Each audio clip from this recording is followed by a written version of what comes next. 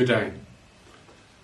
Today I'm picking up and carrying on from where I left off yesterday.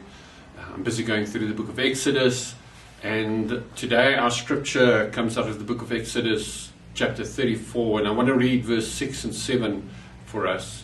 This is God speaking to Moses, and God says the following: God, a God of mercy and grace, endlessly patient, so much love, so deeply true, loyal in love for 1,000 generations, forgiving iniquity, rebellion, and sin.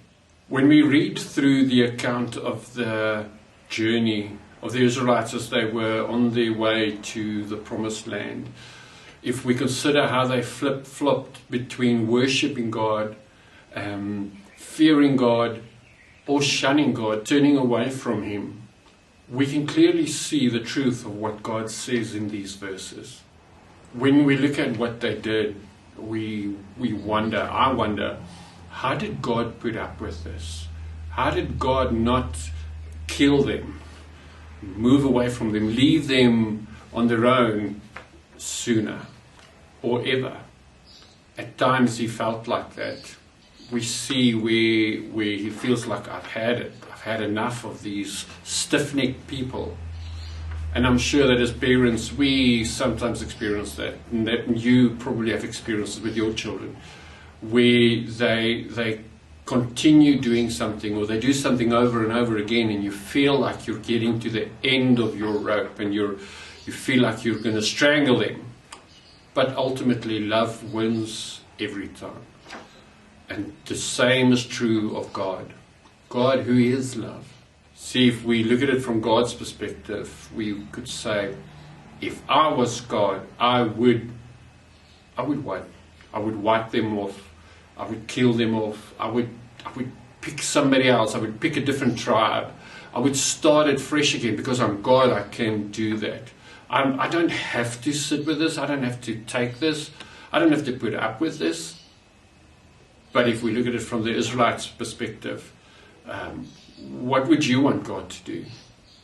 Would you want Him to be the God that says, I'm going to slay you, I'm going to kill you, I'm going to walk away from you? Would you want Him to be the God that says, I love you?